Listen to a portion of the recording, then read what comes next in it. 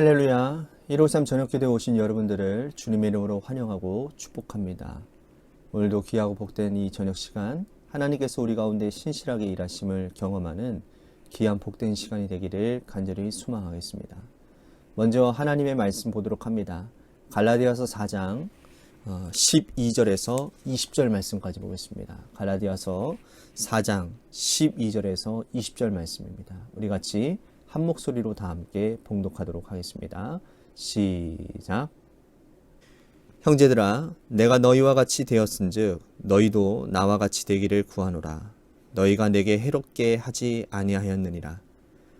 내가 처음에 육체의 약함으로 말미암아 너희에게 복음 전하는 것을 너희가 아는 바라.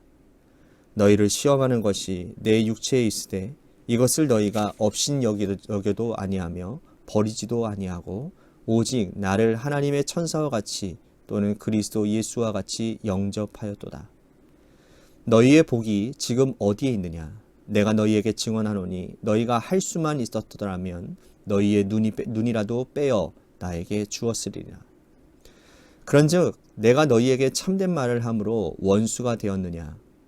그들이 너희에게 대하여 열심내는 것은 좋은 뜻이 아니요 오직 너희를 이간시켜 너희로 그들에게 대하여 열심을 내게 하려 함이라. 좋은 일에 대하여 열심으로 사모함을 받음은 내가 너희를 대하였을 뿐만 아니라 언제든지 좋으니라. 나의 자녀들아, 너희 속에 그리스도의 형상을 이루기까지 다시 너희를 위하여 해산하는 수고를 하노니 내가 이제라도 너희와 함께 있어 내 언성을 높이려 함은 너희에 대하여 의혹이 있음이라. 아멘. 부모는요, 자녀를 포기하는 법이 없습니다. 자녀가 병이 들어서 어려움을 겪으면 전 재산을 팔아서라도 고치려고 애를 쓸 것입니다. 자녀가 사회적으로 지탄을 받는 죄를 저지른다 할지라도 세상 사람들이 그 자녀를 향해 돌을 던질지라도 부모가 대신 돌을 맞아주는 심정으로 자녀를 껴안습니다. 그렇게 하는 이유는 사랑하기 때문이죠. 육신의 부모가 이러한데 우리를 창조하신 하나님 아버지는 말해서 무엇하겠습니까? 하나님은 당신의 백성들을 포기하는 법이 없으십니다. 하나님은 하나님 나라의 역사를 사람과 함께 이루어 가셨어요. 하나님이 사용하신 믿음의 사람들의 면면을 여러분들 살펴보십시오. 그들은 보잘것없는 사람들이 많았습니다. 죄도 많이 지었고요. 그런데 하나님은 특별한 열심으로 그들을 고치시고 또 기다리시고 때로는 혼내시기도 하면서 하나님의 동역자로 그들을 세워가셨습니다. 그것이 아브라함이었고 그것이 모세였고 다윗이었고 수많은 믿음의 위인들이 그렇게 하나님의 동역자가 되었다라는 거예요.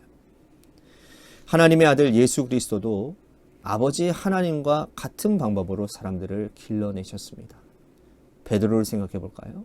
여러분, 베드로가 얼마나 단점이 많은 사람입니까? 성질도 급하죠. 예수님의 순한 예고를 예수님께서 하셨을 때 그 길을 막았었다가 사단아 내 뒤로 물러가라 라는 책망까지 들었습니다. 베드로는 예수님의 십자가의 고난을 피해 도망갔어요. 그리고 심지어 예수님을 3번이나 부인한 사람이었습니다. 그런데 주님은 그를 포기하지 않으셨다라는 거예요. 낙향에서 물고기를 잡고 있던 베드로에게 직접 찾아가십니다. 주님은 베드로를 다시 품으시고 교회의 일꾼이 되게 하셨습니다. 회복된 베드로가 성령을 받은 후에 예루살렘 교회의 지도자가 되었어요. 하나님도 예수님도 특별한 열심으로 당신의 백성들을 포기하지 아니하고 붙잡아 주시는 그 모습을 볼 수가 있다라는 것이죠. 오늘 본문에서 바울도 하나님과 그리스도를 본받아 갈라디아 교인들을 포기하지 않겠다라고 말을 하고 있습니다. 갈라디아 지역 교회에는 순박한 그런 교인들이 많았습니다. 그들은 바울이 전한 복음을 스폰지처럼 잘 흡수했어요. 그래서 그들이 바울이 하나님을 아버지라고 얘기할 때에 그들은 하나님의 영이 아빠 아버지라고 부르는 그것을 아무런 거리낌 없이 받아들였다라는 거예요. 이것은 인간적인 본성으로는 불가능한 일이거든요. 성령께서 임재하셔야 할 일들인데 이런 하나님 성령님께서 임재하셔야 일어나는 일들인데 갈라디아 교회 성도들은 바울이 전한 복음을 듣고는 믿음이 생기게 되었고 성령 충만하여 그 안에서 역사하는 일들이 일어났단 말이에요. 누구보다도 그 일들이 잘 일어나는 그런 교회였단 말입니다. 그 결과 그들은 하나님을 아빠, 아버지라고 부르게 되었죠. 그들이 믿음의 반석 위에 굳건히 선 것입니다. 또한 그들은 성품도 엄청 좋았어요. 오늘 우리가 읽었지만 바울이 복음을 전할 때에 육체의 약함으로 인해서 복음 전하는 일이 좀 어려움이 있었나 보죠. 그것을 육체의 가시라고 오늘 말씀을 표현하고 있는데, 그래서 사도 바울은 이 육체의 가시가 자신의 몸에서 떠나기를 하나님 앞에 3번이나 간구했다고 그랬어요. 3번을 간구했다라는 건 어마어마하게 매 순간순간 하나님 앞에 요구했다라는 것이죠. 그런데 갈라디아 지역에서 목회를 할 때에도 그 육체의 약함 때문에 복음 전파에 공경을 겪었던 것입니다. 그런데 갈라디아 교인들은 이 바울의 육체의 약함을 탓하지 아니하고 그것을 용납하고 따뜻한 손길로 품어 주었다라는 거예요. 오늘 말씀해 보니까 예수님과 같이 천사와 같이 영접했다라고 말씀을 합니다. 여러분, 사역자가요, 몸이 몹시 불편하면 성도들에게 은혜가 되지 못합니다. 그런데 갈라디아 성도들은 바울의 육체의 약함을 트집 잡거나 문제 삼지 않았어요. 그것 때문에 시험 드는 사람들도 없었습니다. 오히려 따뜻하게 용납하고 품어주었다라는 거예요.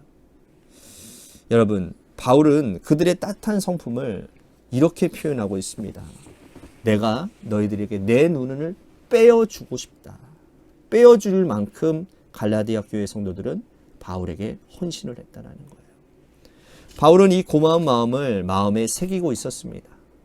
그런데 복음 위에 굳게 서고 또 성품도 좋았던 이 갈라디아 성도들이 유대에 온 거짓 선지자들의 꾀임에 넘어가고 만 거예요.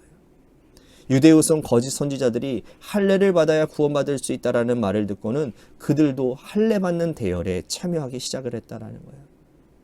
이것이 바울에게는 고통이었어요. 바울이 전한 복음, 하나님의 값없이 주시는 그 은혜의 복음이 무색해지는 순간이었다는 거죠. 바울이 다시 결단하고 시작하겠다라는 그 다짐이 오늘 말씀의 19절 말씀에 이렇게 말씀을 합니다. 제가 읽어드릴게요. 나의 자녀들아, 너희 속에 그리스도의 형상을 이루기까지 다시 너희를 위하여 해산하는 수고를 하노니. 바울은 다시 너희를 위해서 해산하는 수고를 하겠다라고 결단하고 있습니다. 바울이 이 갈라디아 교회, 지역 교회를 개척할 때에 돌에 맞아 죽을 뻔했고, 그리고 비시디아, 안디옥, 루스라, 이고니온, 더베 그 교회를 개척하고 목회를 했어요. 돌 맞아가면서 말이죠. 그때 이미 해산하는 고통을 마쳤어요. 수고를 마쳤습니다. 복음 안에서 은혜 가운데 그들을 낳았다고 생각했어요. 그런데 다시 제자리인 거예요. 그러나 바울은 그들을 포기할 수 없었던 거예요. 너희 속에 그리스도의 형상이 이룰 때까지 나는 다시 해산하는 수고를 아끼지 않겠다라고 결단을 합니다. 바울은 갈라디아 교회를 다시 방문할 계획을 말하고 있는 것이죠. 바울은 1차 선교 여행 이후에 이 소식을 듣고는 2차, 3차 선교 여행 때 갈라디아 지역 교회를 방문합니다.